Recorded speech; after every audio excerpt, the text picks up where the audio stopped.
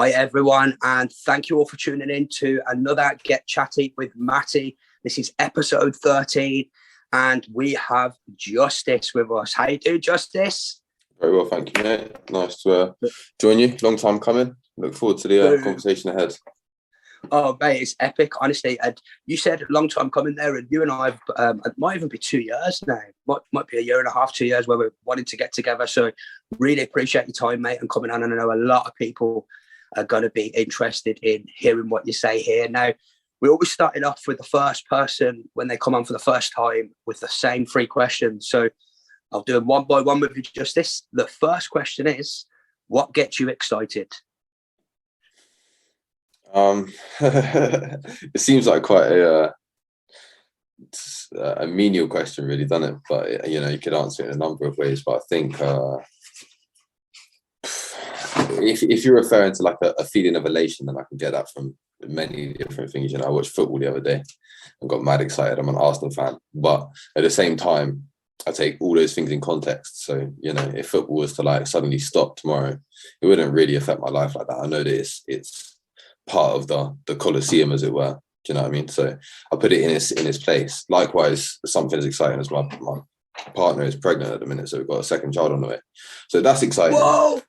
And it excites me. But at the same time, that comes with its fair share of responsibility and worries and all the rest of it. So everything in context. So I could say that many things give me a feeling of momentary elation or excitement or whatever. But in terms of like prolonged excitement, that's not something that I would seek really, or that I would get from anything. I don't think anything provides me with sort of long-term excitement. Epic answer, mate. Epic answer. And congratulations, by the way, on your second child. Well done. Well done. Nice, well, thank you. That's a great answer. Next one. What gives you hope? Again, it could be quite a deep philosophical question, isn't it? I mean, I don't know, probably just waking up in the morning, man.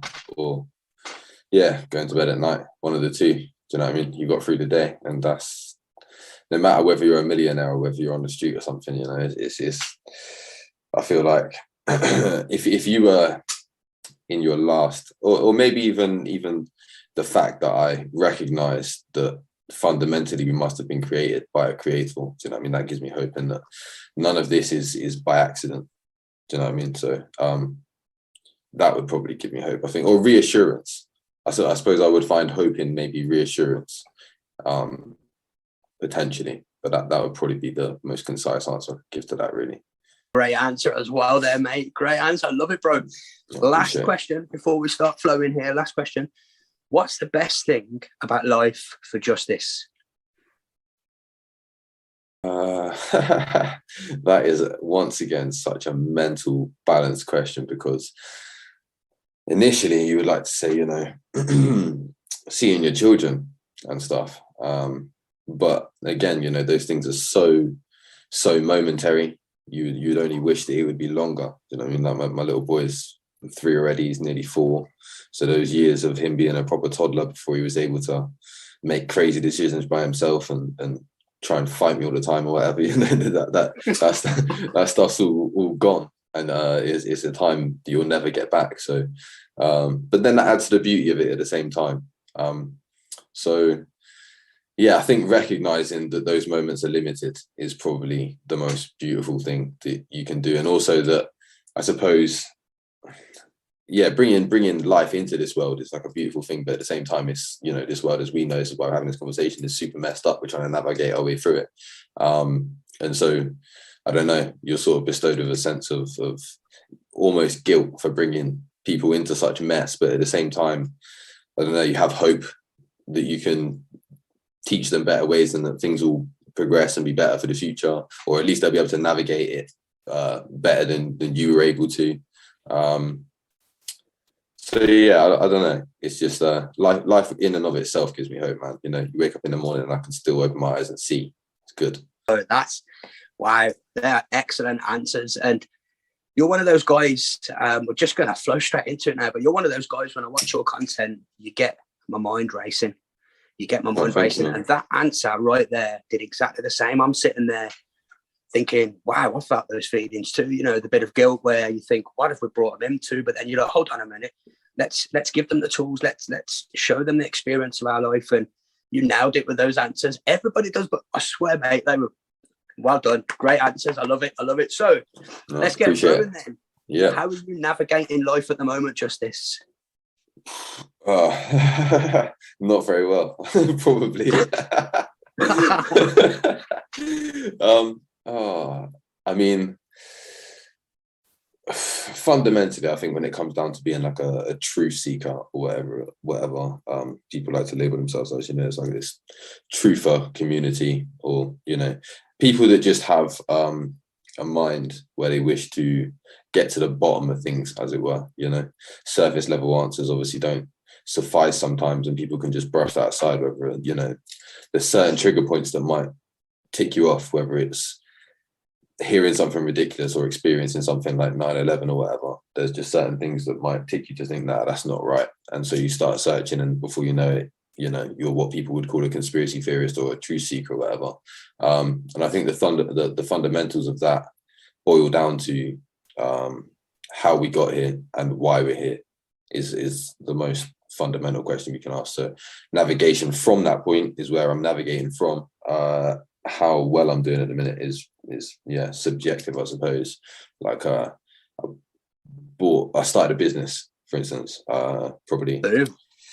Yeah, man. Yeah. So I've been doing plastering for a number of years. So I work with lime mortar, which again gives me a funny perspective on life and how we can use technologies and stuff, But it's not easy starting a business. So, had a few slight little struggles. I bought a van also, and engaged in usury, which wasn't great. So I've got a debt that is massive. And also I was driving the other day and the engine broke.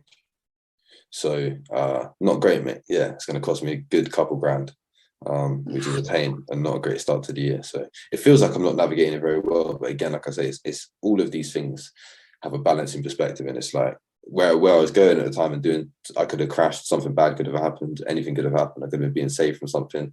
It's not something that, I necessarily cancel. It's just a pain. So it all just depends where you are in life, really, I suppose, doesn't it? But I think if you're navigating from the point of, how did we get here and why are we here, you're going to be pretty safe in what you're trying to get from the world, or get from knowledge anyway. I love it, mate. I love it. And you did it again, bro. You're talking about, you said it, you just did it right there when you said the engine broke. That might have stopped you getting a crash or something. That's how I believe. And, later on in this podcast, I'm going to talk about something very specific to do with timing, where we could have done this podcast last week. We could have done this yesterday and we didn't. And something else is involved from that. So that's something very minor in a way, but that's happened. Those kind of things have happened to me a lot, and not just myself, with other people. And I'll be the first one to turn around and go, "Whoa, guys, down there, that could have been us." We were going that way, or we were doing this. So sometimes it's blatantly obvious, but sometimes it's not. Sometimes there's something that you just think in your head, well, maybe that could have happened if I wasn't put off track. Maybe sometimes it's not off track, is what I think. And this is why I love listening to you and talking to you, because, bro, you've got that kind of mindset, and not everybody does, and that's fine. But I definitely am a person who believes that things happen for a reason. You just described yourself there. To yourself, you're saying you're not navigating as well, but you are in some ways. But man, I've done my businesses and stuff like I start businesses and do that, and I know how tough it is. And with what you've just described there, in my opinion, you're flying, because you're dealing with these things and you're going. And the biggest thing about it is, you're still standing, bro, like many other people are, and not just with your business, in life. And you've helped so many people. You really do, with your vids, with you calling out the BS and bringing up your own family and doing all these things, man. Isn't that what we're all meant to do? That's it. Yeah, no, appreciate it, man. But I think it is. I think like when you said earlier about excitement and hope and these things, I don't think that it's not even necessarily, I mean, excitement for sure isn't necessarily something that we could seek to feel all the time. That would, be a crazy release of endorphins or whatever, which would probably be a chemical imbalance that would be too good for your brain. But I think like even happiness overall, do you know what I mean? It's more contentment really that we should seek. And that again can come from just that perspective of like, it is what it is. We're here for a reason. We were created. And so when I mentioned the van, for instance, there's a balancing perspective where on one extreme you could say that's totally by chance, it's bullshit. Nothing else would have happened that was bad, right? It just happened and I can be pissed off about it and that's it. Or like I said, it could have stopped something bad happening. But on the extreme of that, you would say, no, God did stop something bad happening. And so you can kind of brush it off and be like, yeah, that some power other than us was looking down upon me and broke my van on purpose so that I didn't go and kill someone or kill myself or do something like that and have someone crash on the road or something like that, So there's extremes in perspective of it. And I think it's just finding balance in it all, That could be the case. It is what it is, Leaning one way or the other is to find an extreme and both can distort, I think. See what he's just said there? It is what it is. It made me giggle. My 6-year-old says that. My 6-year-old literally stands there and goes, it is what it is. And it just cracks me up all the time. But where did he learn this stuff from? He's probably watching your bits. You see, with everything that's going on right now, bringing it back to the worldwide BS for a moment, you were one of the first guys who I'm going to put a clip up this when we put this out live, who shared the dancing nurses TikTok vids. Now, obviously, that's a couple of years ago now. And what's your opinions on how fast the truth seems to be coming out now? Do you think it's coordinated? Do you think it's part of their master plan anyway to release this? Because not to sway what you think, which I know I could never do anyway, but that's where I'm going with this, that this is all part of some kind of lesser order that's coming in. They're going to throw everyone under the bus, all of these people. That's personally what I think. But what's your thoughts on that, Justice? What do you think is going on right now? I don't think people, this sort of mass awakening, the Great Awakening, or whatever. I don't necessarily believe that it's certainly not a thing in the way that it's commonly portrayed to be. Where, I mean, it can just get so misconstrued and is so broadly spread across people that think so many different things. That was such a massive thing, like the Great Awakening. We'll call it the 17th from now on, just to try and help. But no, I mean, if that answers, I mean, maybe rephrase the question slightly if that wasn't enough of a concise answer. But I don't think that truth is being reached at any greater speed than it has been at any other time throughout history, really. Maybe more people are more easily exposed to more material. And so, they can flip between different beliefs and jump deeply in and out of different beliefs more quickly than they would have been able to.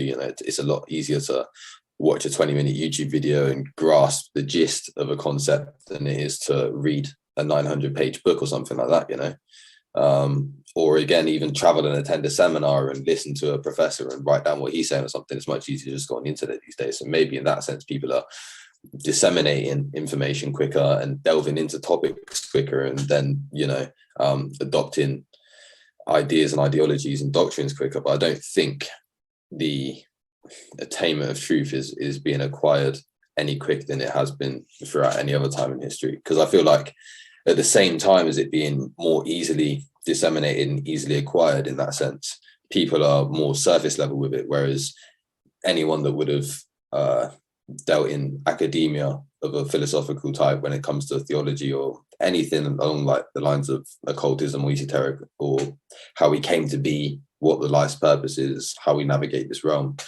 Back in the day, they were learning people. Nowadays, any old person can sit on the internet and claim they've read things and have people follow them. We saw that firsthand with, I don't know, someone like Gregory Hallett, for instance, and those characters that me and MC grew on back in the day. During the whole, pre-COVID sort of start of COVID thing. Mm-hmm. And that was quite funny, but it just shows, it's not difficult for someone to muster up a good few thousand followers, whereas back in the day, people that were looking into these things and then disseminating the information were learned scholars for the most part. Nowadays, that isn't so much the case, but I don't know if that really answers your question, to be fair. Well, it does, man. It answers it and leads on to other things. Talking about Greg Hallett, I actually saw him reposting something recently. It was shared on MC's chat.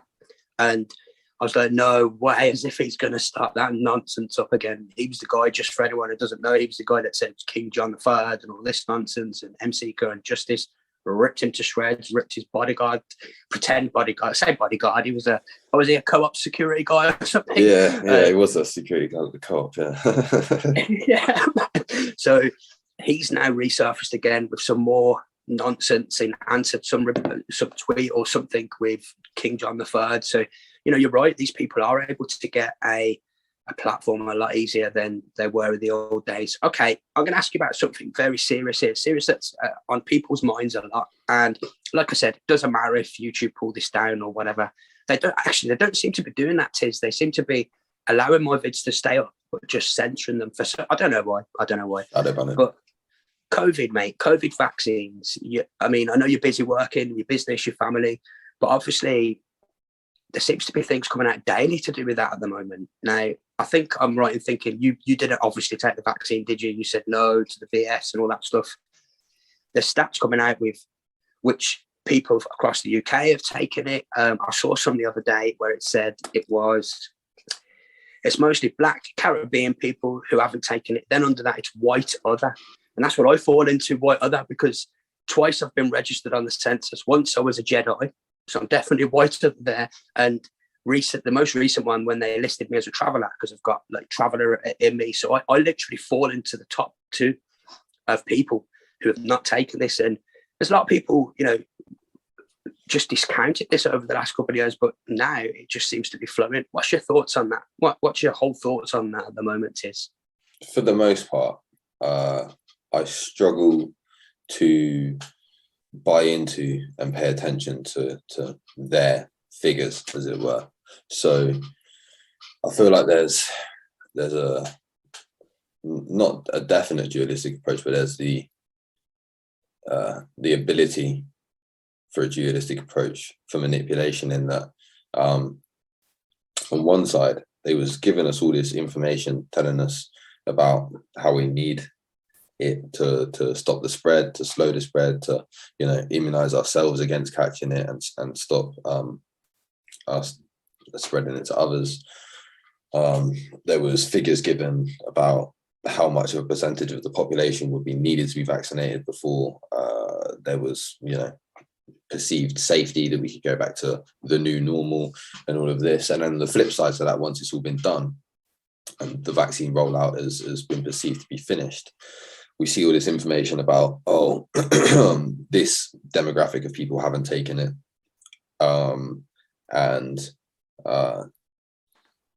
This amount of people are coming down with these sorts of ailments and this sort of, and they're sort of semi-attributing it to the intake, the taking of the jab there. And so I don't trust the figures that told us that it would stop immunization as much as I don't trust the figures that tell us that predominantly Black and Caribbean people have rejected it. Now, it's not that I'm saying that they definitely haven't, because it would make culturally, some sort of sense to me that would be the case. But I don't trust their figures in telling me that necessarily. It would, I feel like there's just as much to be gained by lying about that as there is for it to be true. What is the significance of telling us that mainly Black and Caribbean people are rejecting it? Like, who cares? Doesn't, like, people just reject it in general. The only significance, well, not the only significance, but some of the main significance that I can see from that is just to cause more division. Like, for instance, if I go to work and speak to someone about it who seems relatively cool, maybe they haven't quite heard a perspective like ours before on it, but they've heard on the radio that predominantly Black and Caribbean people reject it, and they know that I'm, partially Caribbean, or I'm working with my dad, who's fully Black. You automatically get the perception that, they're some of them. They're some of those dark conspiracyists. You know what I mean? It doesn't make much sense. So yeah, in terms of even people suffering with ailments, they would come and be like, there's this amount of 18 to 35-year-olds that are having heart attacks 4 weeks after. I don't know them. I don't know who's been taking these figures and correlating the information and for what purpose. And so does it have any benefit for me to really take? I mean, it's not that it's unbeneficial to listen to it. It's fine. I can listen to it and take it on board, but it's not beneficial for me to listen to and then just believe in. Do you know what I mean? As much as it wasn't beforehand, which led to me not taking the thing in the first place. So I just tend to think it's probably best to ignore all of their stats and statistics and just, you know, sometimes anecdotal personal information, personal experience can be valid in those sense. So I where I live, there isn't that many black people. So most of the people that I know that are rejected are white. So I know that it's probably not a racial thing. And even if it is, it bears no real significance on why they've done it, really. It's not, they haven't rejected it because they're black and Caribbean. They've rejected it because they trust the system less, because they're slightly more clued on, maybe. But again, what significance does that have? Should we listen to black people about social topics more? I wouldn't say so, you know. So yeah, it doesn't really bear any significance to me, I wouldn't say.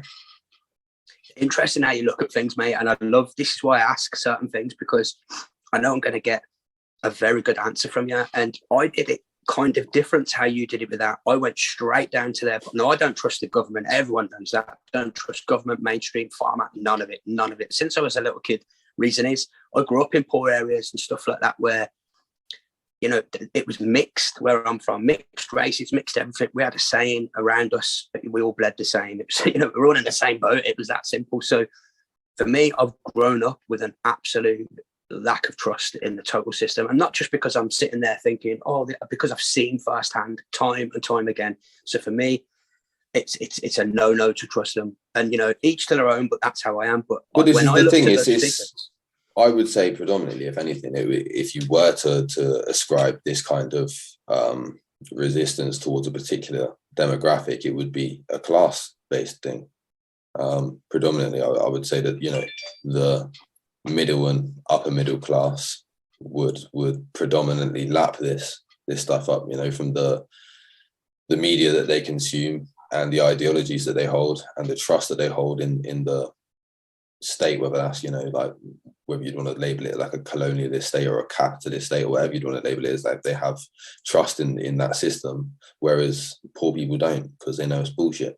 So it would probably be a class thing. And then again, like you say, you know, when race comes to class, you know, you go to council estates and stuff and you'll see a lot less racism. But what I was going to say, actually, what you made me think of when you said that about growing up poor and stuff was EastEnders. Did you ever watch the EastEnders episode where that fat bird goes in the shop and says about she's not having the jab, and then she goes and buys a pack of 20 straights? For real? Yeah, it was just crazy propaganda, crazy BBC propaganda. And it was all around the height of the COVID. And it was just saying basically that those council estate scummers are mad, contradictory and stupid because they won't go and get the jab, but they're going to pump loads of other chemicals that they don't actually know the names of in themselves as well. And it's like, one, that's a completely separate conversation, but just the propaganda in and of itself. So I think it would probably be a classist thing if they was to really do the demographics like that. But yeah, man. It's interesting you say that about the class thing, because just very briefly, when I looked at those figures that I was just referring to right at the start of this, I noticed immediately what it said. It said 8.8% of white people didn't take it. So not white other, British white. That's what it said, British white. And that's alarming figures. So I was thinking the way they did the scale on there, it's making you think that, because this wasn't a article which was promoting the vaccines. This was like people were posting it in the opposite way. So it's almost like putting fear in all them. But what you just said there was epic. I've had conversations with many people on this, because it does seem to be the middle class, the upper class, who have fell for this. And I asked somebody once, why do you think that is? And the guy said to me, it's a guy called Crown Jewels Music. You might have seen his tune Resistance out and stuff like that.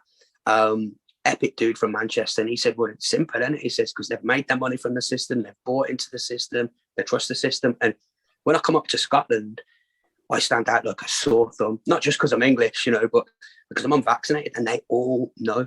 But not to get back to what was happening through COVID, but I'd go into some shops and I don't know whether people are watching my vids or stuff like that, but I'd get a lot of respect from people, especially the younger guys, man. They'd be like, oh, what am I chatting at the front when everyone was in the mask? But now I can see in people's eyes the question, like, they want to ask you, why did you say no to this? Because things are coming out now, but it's most certainly the middle class and the upper class. And that's something that is not being promoted out. And I think when that gets started to put out, it's this many people in this class demographic, I think that might cause a few ruptures for people, because they're going to sit there and think, woof, we're the ones that have just been fed this, we've eaten it, we've taken it all. And when Crown Jewels, Johnny Dank, when he said that, it just hit home. I was like, yeah, these guys have bought into the system. And you're right when you say it, in the poorer areas, we just, the system crushed us from day one. It's the truth. It's not a story. It's not violence. It's it's the way it was. We just had to go up against things from day dot.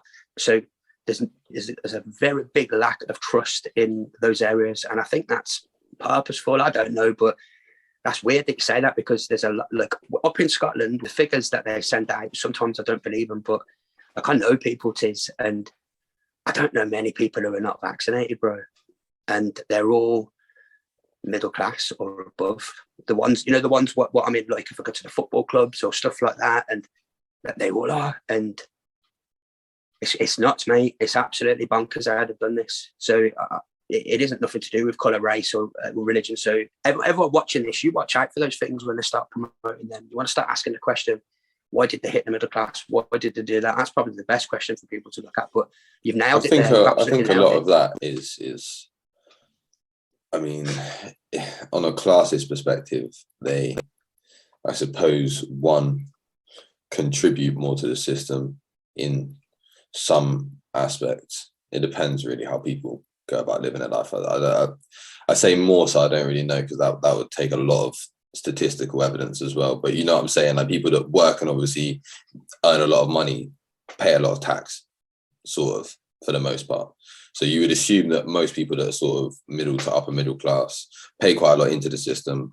They've also done reasonably well from the system, and a lot of the time that's intergenerational. I've seen a clip of Rishi Sunak recently, and he says, no, I've got working class friends. Well, no, actually not working class. And it's when he must have been just out of university, or in his, second or last year of university. He looked hell of a young, so he's in, his early 20s-ish.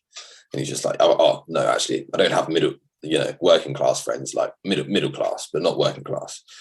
And, but it's bred into them, if you've never had any struggle and you've never had any detriment from the system, you're not going to have any sort of bad feelings or distrust towards it, I wouldn't say. And that's reasonable to an extent.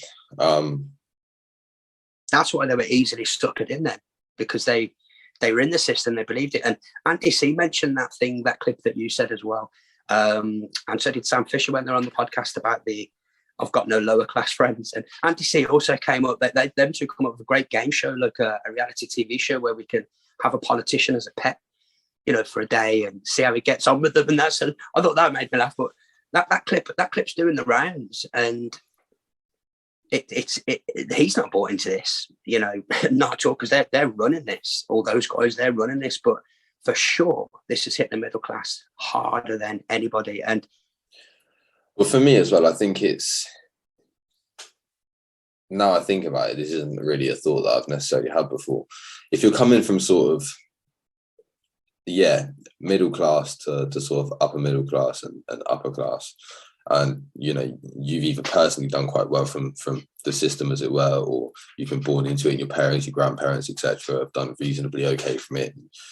You've got some money in the bank, you're able to buy property, the cost of living crisis essentially isn't affecting you or whatever, you're doing all right. I think those sorts of people, obviously, like I say, haven't had any sort of negative effects from the system, as it were, particularly. And so they're not going to have any sort of distrust towards it. And in that sense, without having distrust towards it, you don't question things like, I was having a conversation with a builder the other day, and he's done reasonably well for himself. I don't know that he is definitely a millionaire, but he says that he is quite a lot. So if we take his word for it, right, he's done all right from it. So I would consider him, probably middle class. He still works and stuff, but probably he would probably consider himself to be middle class, let's say. So he was talking about the jab and these things, and saying, "Well, so you just don't trust the doctors, and you think the Earth's freaking flat, and you don't trust the doctors enough." And I couldn't even be asked to get into the conversation with him, because people that are that opposed to having a sort of civil, open discourse about it, your rebuttals only tend to really anger them. They don't really come to any sort of mutual, fruitful conversation. And so I didn't really engage in it. But my dad was having a little mini argument with this guy. And it was, because my dad's had a kidney transplant, right? So the guy was like, oh, you trusted the doctors when they gave you a kidney transplant, but you don't trust them with jab. And it's just like, you have to compartmentalize information and take all these things. And like, obviously, if you're coming from a place where the system has been of detriment to you, you know about different systems, you know about whether, the Department of Work and Pensions is worse than your local council, or whether your housing association is in cahoots with your MP, or, you have to start breaking those things down from when your parents are struggling with it. Then, you go to the bean collection or all of these different things. You start questioning why was it in school I was, made to sing in assembly. He's got the whole world in his hands, but at the same time, we was learning that we're in a heliocentric Earth and no one has anything in their hands at all, and we're just spinning in infinite space, and we evolved from monkeys, and that's actually true. We did evolve from monkeys, and that's real. That's reality to us. That's normal for us to be taught, and you just don't question any of these things from that point.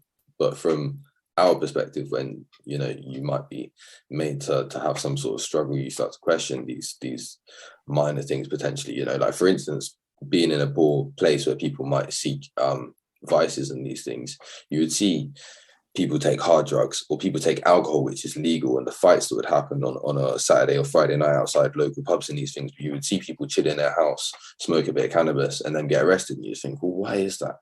And does the police officer himself really believe that he's doing the right thing, or is it just that that's an order, like they did in Nazi Germany? You start having all these weird thoughts about power and systems of control in these things, and questioning why they exist. But if you've never had any detriment from it, why are you going to question it, I suppose? So it seems fair enough, but then I don't really see how you would move those people past it, because my argument for that guy was going to be like, again, you have to compartmentalize information. So if a doctor would have come to him in 1929 and said to him, right, next year we're going to start x-raying pregnant women's pelvises to just make sure everything's cool, even though everyone's been giving birth for thousands of years previously, and we all exist now, so we're all clearly all right at doing it. We're just going to start this new practice of x-raying, shooting gamma rays into your womb and stuff, just to make sure everything's cool.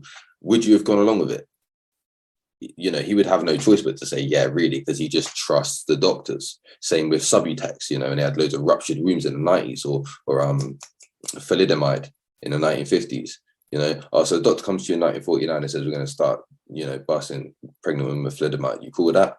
You're going to have to say yeah, regardless of what you now know, because you would have done, because you don't want to compartmentalize information and think about it. So, yeah, I feel like that's probably why we innately question a lot of these things. But how to change the mind that hasn't suffered, who knows?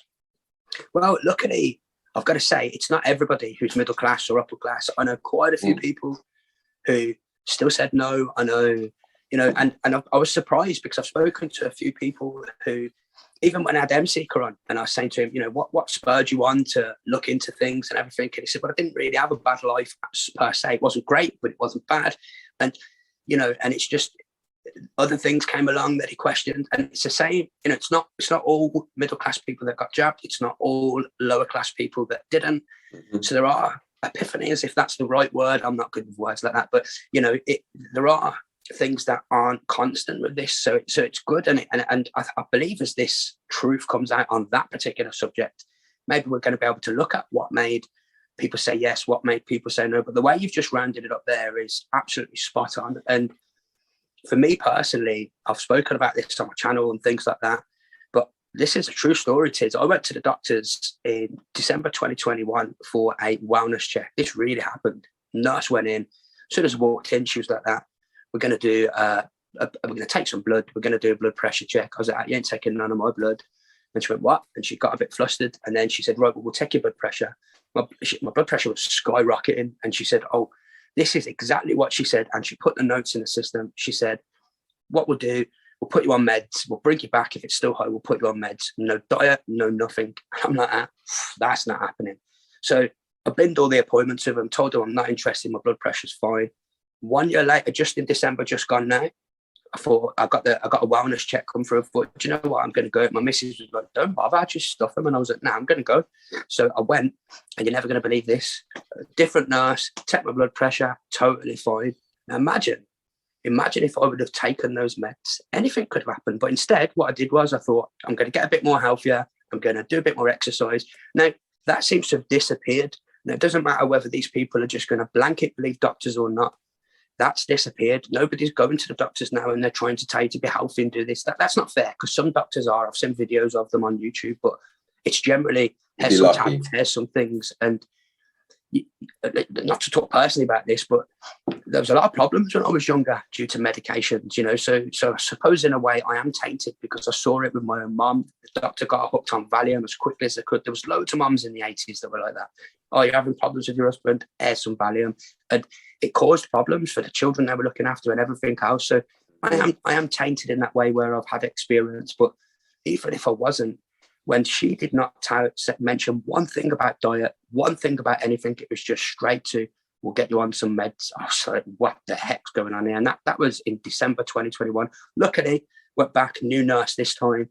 Obviously, they've put the notes in the system, go, hey, got to watch this one, is a live wire. Do you know what I mean? But my blood pressure was fine. And how many people would have gone through that a year ago and they might not have needed blood pressure tabs? How many people are on blood pressure tabs now because of that? So it's a strange old world we're living into. It's a strange old world right now. Yeah, well, I mean, yeah, the medical industrial complex within itself, you know, I suppose many people, rich or poor, would question that, depending on whereabouts you lived in the world and things. And I suppose it's, yeah, like you say, from your personal experience, it's important to always question these things and try and, you know, do your own research. Like I say, my missus is pregnant at the minute, and with our last baby, you know, we did a lot of research into whether we was going to get them immunized, etc., etc. And again, this time as well, same thing.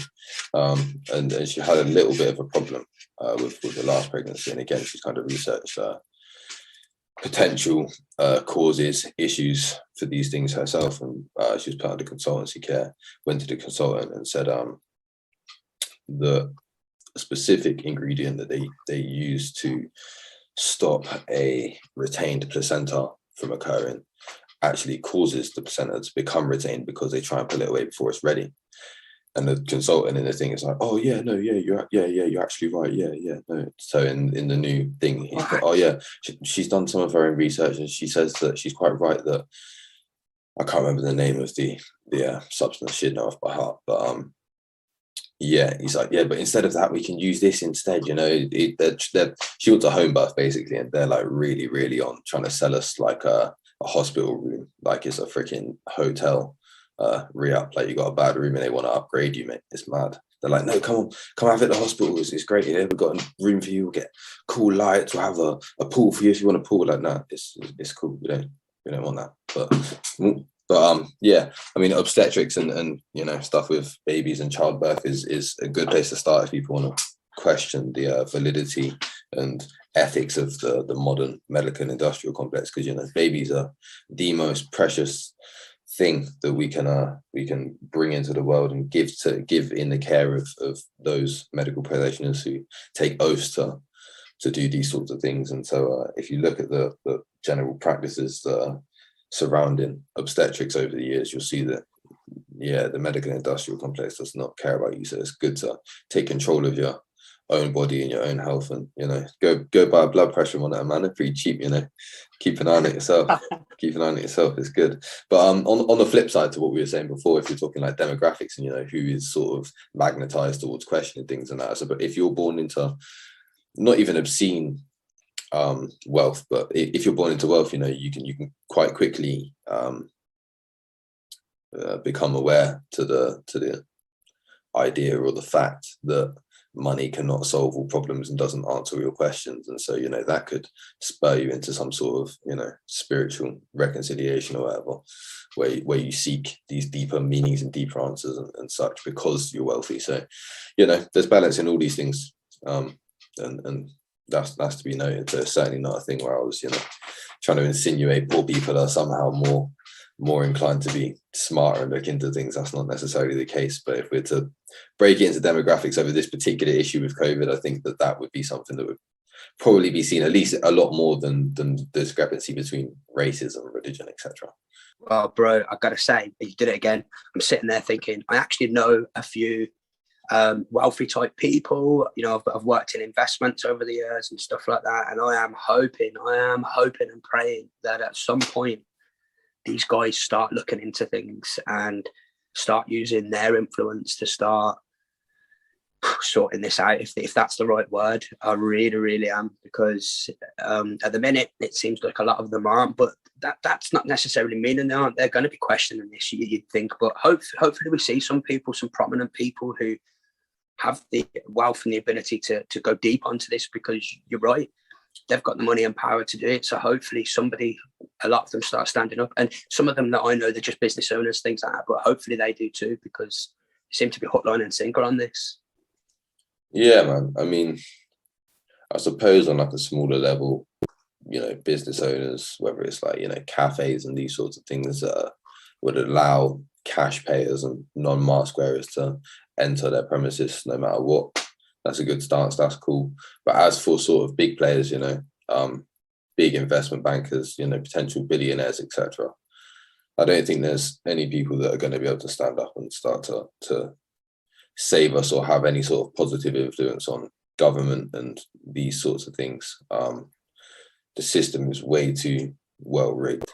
I think it's much more individual than being able to maybe vote for some good-hearted person in a few years that might switch stuff around, or get behind some sort of a noble cause that might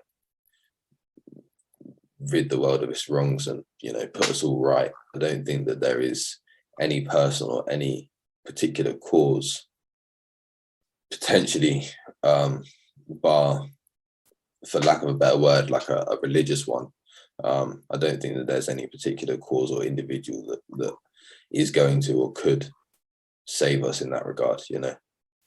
Any of these figures, like a lot of people, obviously, within this sort of, I'm going to look to deeper things, they lean towards Elon Musk, you know, some sort of free speech warrior, some sort of savior. Others look towards, I don't know, people that articulate themselves well, like a Jordan Peterson. You know, it's, he could be a great prime minister and these sorts of things. And to be like, there's a lot of things that, you know, a Jordan Peterson, for instance, would say that I don't necessarily disagree with. But in terms of being able to sort the world out and bestow some kind of authority upon a wider population, the system is well too tightly rigged for there to be any imminent or future savior in that regard. I think in terms of governance and that sort of thing. Mm-hmm. Well, I kind of think similar there, and I know it's out there, and I've been putting out that I think there's a lesser order coming in, and I think that's exactly what's happening with this system. I think it's so rigged and broken that the only way to is to get rid of it and do a new one. But unfortunately, I believe that all roads lead to Rome with that, so it doesn't really matter what we do. That's not true. It doesn't matter because the system that they want to bring in is coming in, and I think that I don't know. I think all we can do is just keep shouting and hold people accountable now, in the future, whatever system they come, and just never stop fighting and never stop standing strong. So basically, that lesser order, I have been saying it to people, I have been talking about it, that it seems to me personally that they're showing all this, throwing everyone under the bus. I think it's going to come, and they're going to say, well, there's no point having the banks, there's no point having the health system, no point having these politicians, and we've got the new way forward, and it's going to be new people. And I just think if they do that, we've just got to keep holding people accountable going forward, and always say no to the nonsense and stand strong. That's what I personally think. Yeah, so if this is what you're alluding to, if not, correct me, but I'm on the same kind of wavelength. I think in that, I think that towards the Great Awakening type people, you know, the Q heads and those sort of real deep conspiracy heads, if you'd like, you know, there's this idea of even in films and all these things, not even Q heads, that's kind of wrong for me to associate it predominantly with them, but just for a lot of conspiracy theorists and type folk, the idea of this sort of dystopian future is, the end times and these sorts of things is what it seems to be heading towards, when if you're on about a lesser order, if what you're alluding to is this, is more of a utopia rather than a dystopia, and thus the two opposing forces meet in the middle. It's a synthesis of these two ideologies of just blindly following whatever they're told, and then this form of the dystopia, and we just meet in a nice utopia. And if that's what you're alluding to, then I totally agree that's probably what's coming. This idea of, yes, it's difficult to break down, I suppose, but it's just a nihilistic worldview, regardless of whether a lot of these people purport to have God in their lives or not. I'd say that's where it comes from, really. But it's, like you say, not having the banks and cash, but just a straight central CBDC system or whatever. For me, that's definitely a feasible outcome. That's exactly what I am thinking is coming in. I think it's always been part of the plan, to be fair. Because it looks that way to me. My brain's a bit weird, so I look at things differently. It's how I'm good with patterns and numbers and stuff, but that's what I see when I look at it. So yeah, that's exactly what I think's happening. And we've just got to be, like I've said to everybody, they said, what do you do in that situation? I said, we do what we're doing now. We hold people accountable. We make sure going forward that we don't let this happen again. And when I said that to Sam Fisher and Andy, they were both like, that's what they want. And they want people like us to be holding it accountable going forward. They want us to act it. So we're going to see either way anyway, aren't we? It's what's going to be. So yes, that is exactly what I meant. Now I want to get to this dream, but no, you go. Sorry. Before you do, I think what I was saying earlier with regards to excitement, happiness, I've often thought in like sort of more depressing times in life that being born in these times and being well aware of what these times are, and the perceived rise in technology and our ability to utilize these different things, and that being alive in this time. I could have been born in any time, man. I could have been born in some muddy ass slum in the 1600s and died of cholera within a couple years. Do you know what I mean? So that would have sucked for sure. Like, this feels like it sucks sometimes, but how privileged are we to see this crazy shit? Like you say with the TikTok dancing videos, bro. What other time in history you see that shit and be old enough to just like comprehend it straight up? Like we in a lot of ways we're lucky. And so having said that, I think it's important to recognize the times that we're in. And so when the CBDCs do come in and we're in this utopia, whether it's us or our grandkids, I would say it's hoping the idea that we can give them better ways and tools to navigate through these things. So when they aren't allowed to buy things and they can't really travel very easily, and 99.9% of society is looking down on them like absolute mentalists, they're also gonna it's the most difficult time in history. I mean, it could even be us, who knows, but it's the most difficult time in history, but it's also the most rewarding time to be righteous. Do you know what I mean? When you're around the most amount of spiritual depravity that has ever encompassed the earth, and you manage to hold it down, you're in a special and privileged position, and you have to acknowledge that and be thankful for that in a way, even though it's really fucked up and difficult. So I think that's something that you can apply on a daily if mental health is something that people struggle with, but also looking down the line, I think that if things are only going to get worse and people only have to resist harder, you have to be grateful for that, because you could have been born in some mad shit time. It's a pretty special time in regards to that. So crack on with the dream, man. That was my last thoughts on that, really. Boom. That's absolutely boom, man. And I tell you something, I've had those thoughts, and even yesterday was a bit of a down day for me. I won't get to do a bit of a down day for me. And when I'm down, you're sitting there thinking, oh, God's sake, and all that. But for me personally, I wouldn't change. I'll change some things in life, of course we all would, but where we're all at now and what I'm doing for this now and helping other people and doing these talks and doing everything and looking into things, I'm glad for it. I'm glad that we can make a stand, and I'm glad that we're all brave enough and strong enough to go, do you know what?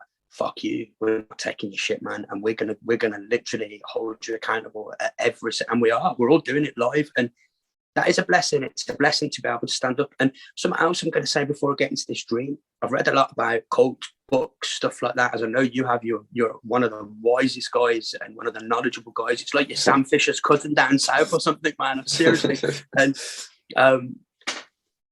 they always seem to break things to make it better. And I know it goes back to their religions and Osiris and Isis, whatever, Osiris I think it was, and the obelisks and all this stuff. And I can't help but look at this sometimes and think that's what's going on now. And I know in my own life, when I've had great times when I've absolutely gone for it, and I've also had great times when it's been the worst times and I've had to build out of that. I've had to build myself up from that in some way, and I find a way, I find that answer. I know you know what I'm talking about because you've done it too. You spoke about that with your van, your business, and there's something strange about that, and that's in a normal day-to-day life. But I think I don't know if I'm too weird on this, but I think somehow they're breaking it so the good comes out.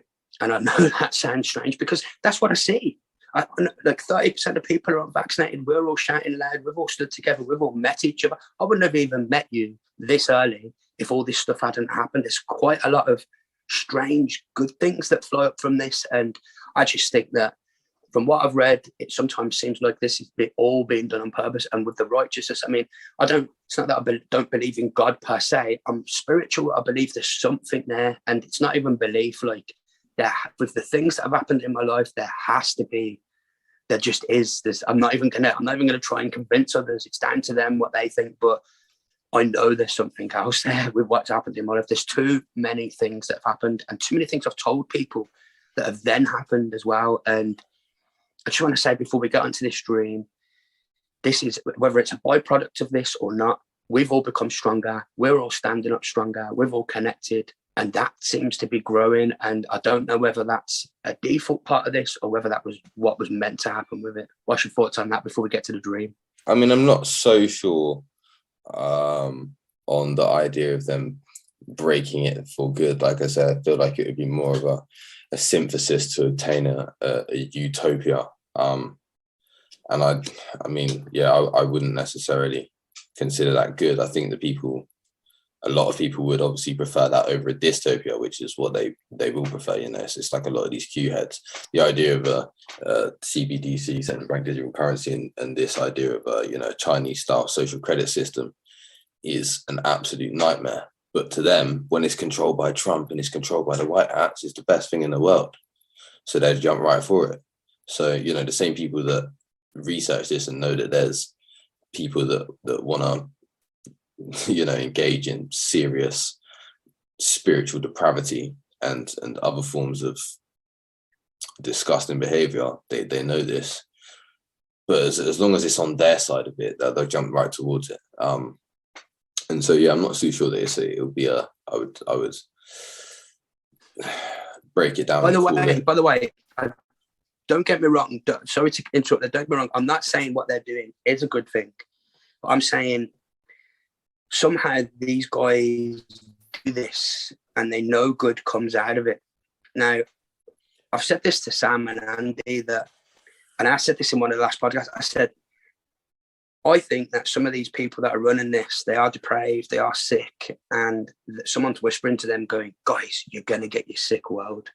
But there's something else out there, I think, that's going, you ain't getting your sick world, man. And the good are going to rise from this. And so I've said that kind of wrong in the way I said it. No, that was like my effect. Slight misinterpretation. But to pinpoint my thoughts on that, it would be that so we can recognize that there are issues with the system. And you could be one of the Sex Pistols or something. Do you know what I mean? They recognize there was something wrong with the system. You could be a punk in the 80s. None of recognizing that there's something wrong with the system isn't going to save us, essentially. It won't give you any real answers. So, like you said, you're spiritual and you believe that, well, no.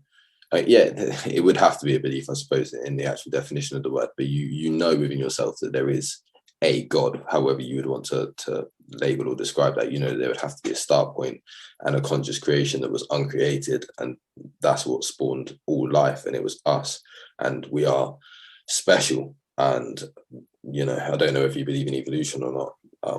That's somewhat significant, but you believe that we were probably put here for a purpose. So I would say that yes, some good does come out of these things as a consequence, but I don't think that the good at all outweighs the negative.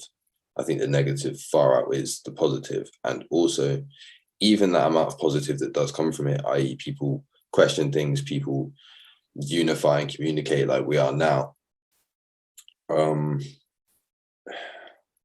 it comes to like personal salvation or the real deeper topics, you've come to a conclusion whereby you've asserted and conceded to the fact that there is a creator.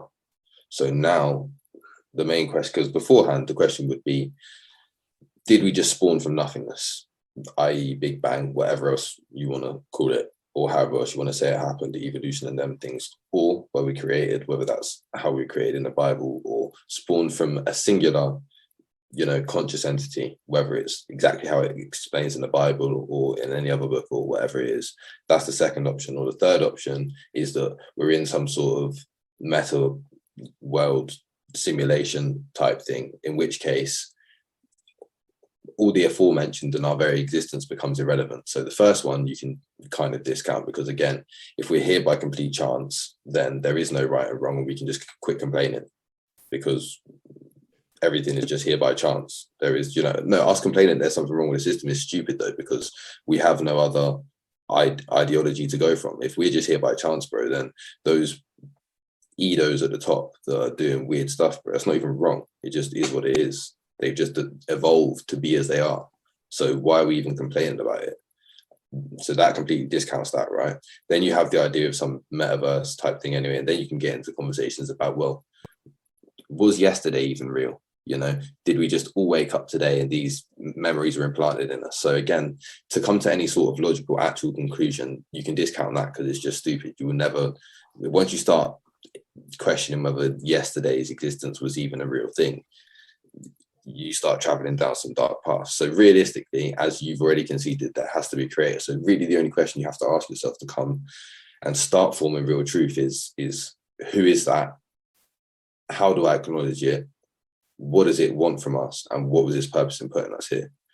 Once we can start to agree on those topics and those aspects, then I think the positive could potentially start to outweigh the negative. But most people don't get down to those sorts of topics. They just stay at either being, 17 heads and arguing about the Bible and maybe Trump being the second coming of Christ, or whatever it might be, or menial type theological arguments, when all of this stuff, realistically, when you put it down to it, that there are very binary choices that you have to make. Like I say, realistically, there are only 3 possibilities that humans have ever thought of. That's we were created, we evolved from this Big Bang, a forming of molecules and just bang together, and here we are a few billion years later, or we're in some crazy type, maybe an alien's got us in a lab somewhere, or we are continuously embedded within ourselves in some sort of cosmic mathematical twist where we just keep imploding and everything is just continuously expanding. Maybe that's reality, but like I say, once you fall into that, you can question yesterday's existence and start questioning whether we just woke up today and was implanted with these memories. So all of those sorts of theories can get smashed out of the water. So there has to be a definitive creator, and so the only logical thing to stem from that in the pursuit of truth is to recognize who that might be and what they want and why they put us here. That would be my take on that. And I think those are the most fundamental questions. They're the same questions that people have been asking for thousands of years in recorded history, and ain't shit changed. Only the way we go about engulfing ourselves in academia and putting certain people on certain pedestals and these things. I watched the thing the other day. It was only a small, stupid little YouTube short or something, but it was this little Indian woman. It was very funny. It's something that I knew, but I'd never thought about. Bill Gates never invented anything. Do you know what I mean? Yeah. He never actually invented anything. He's not like a computer programmer like that. Like, he bought the computer program for Windows. So, he's a good businessman, etc. But he never invented anything. Well, bro, that was epic answer there, epic answer. And I want to leave this, because I know you've got to go soon as well. I want to leave this with the dream I had. Now, I can't wait to hear what you think about this. So I hope I don't disappoint, man. Oh, bro, you won't, because I was sat there chatting to Auntie C last night, and we're talking about dreams. And I said to him, oh man, I had a mad dream last night, and this is what my dream was. And you were in it, and you saved me. You saved me just this, okay? So this is, bless you. I actually disappeared. That never, ever happens, Wow. You've got to say bless you before it comes, and it stops it sometimes. That never happens. Wow. No, crack on. Right. So here's the dream. Bit of a dark one. And then obviously I woke up this morning and saw a tweet, and I was like, my gosh, we've got to talk about this tonight. So in my dream, I'm in this building. It's a building that I know. It's like a block of flats. It usually has 3 floors in it, but for this time it had 4 floors, and I think there was another floor going up. And this is going to sound a bit strange, but if anyone's ever seen the film Constantine, it was a little bit like that. There was witches, vampire women, warlocks, demons. There was all sorts of things in this building. Now, here's the strangest thing. I was being treated almost like a Constantine guy. Like, they knew I was human. The vampire women were trying to get off of me and do all that. I know this is a bit of a weird dream, and it was getting a bit crazy, but they weren't harming me, but they were trying to entice me in. And all of a sudden, out of nowhere, and this really is the truth, you can tell in my eyes, you appeared through there was a black door to get out, and I couldn't get out of it, but I wasn't really looking for the handles because they were all over me and trying to entice me to go up to these stairs. You appeared out of it. Through that black door, you didn't even open it, you just appeared. Now here's the strangest thing, bro. Your head was exactly the same as it was, but you were a smaller body with your exact same size head. And you laughed like you're laughing. You laughed like you're laughing now. I swear to God, you gave me a hug. And you were still laughing, and we left that building, and then I woke up. How mad is that dream? It sounds pretty intense, mate. It sounds pretty intense. You saved me. I hope you weren't too sweaty when you woke up. Man, yeah, that's a lot. But I thought I'd just tell you that dream, because I have weird dreams. I have a lot of strange dreams. I have since I was a kid, some epic ones, almost religious and spiritual. Sometimes I've told religious people some of my dreams that I had when I was a child, and they get a bit freaked out. They're like, hardcore people from different types of religions, from Muslims, Christians, Jews, everything. They've all said near enough the same things when I've told them my dreams. And maybe on the next podcast, we can talk about what was happening when I was 4 and 5 and getting these dreams. But that dream the other night, I was sweating when I woke up. It was a bit freaky. It was a bit like I was in the movie Constantine, and I was kind of like him, but I wasn't no demon or angel killer or anything. I was just there, and these people were definitely trying to entice me in, and I was starting to think in my brain, oh man, I don't want to be here. And you just appeared like a spirit through the door, bro, laughing like you laughed then. You were laughing like you laughed then, and you just gave me a hug, and we disappeared back through the door. And I just thought, how mad is that? And if this podcast happened yesterday, I wouldn't have even spoke about that dream. I wouldn't have even told you. But yeah, thank you for saving me in my dream, bro. No worries, man. I don't know if I can take credit for that, really. But yeah, no, it does sound very intense, mate. I'm happy to have heard that, to be fair. But yeah, I suppose if I was to give you a take on it, it would be that, given the previous little spiel that I gave regarding, recognizing the creator, etc. Maybe, messages do get given in those ways. And if so, if I was to interpret a dream, that would probably be like, I don't know, I'm not going to, and I wouldn't want to, but it would be relatively straightforward if it was a message. Do you know what I'm saying? Not that I'm saying it is, you know. I think once you dabble in the outer realms, as it were, whether that's dreams or, you know, lucid dreaming, or whether it's hallucinogenics, and I've done hallucinogenics and these sorts of things, or quantum mechanics. Once you dabble in the real fine elements of the unseen, you start to dabble in things that we have no control over. And so, you know, maybe back in previous times when people had cleaner spirits and cleaner hearts, and they weren't exposed to the same things that we have been, they were more in touch with some things of the unseen and the outer realms, as it were, and they were able to interpret dreams as Daniel did in the Bible. I'm not saying, I mean, I do have to prescribe and say that I do believe that. I do prescribe to that belief, but whether I do or not is kind of irrelevant. It's just that could be a possibility if you're into this kind of thing, you know. Don't let me try and act like I'm trying to, you know, persuade your futures into believing this. It's just, it is what it is. But those things are a possibility, you know, where people had cleaner hearts and cleaner minds. Maybe dreams were able to be interpreted quite accurately, like say as Daniel did in the Bible. And maybe even to this day, dreams are given to people and messages. But for me,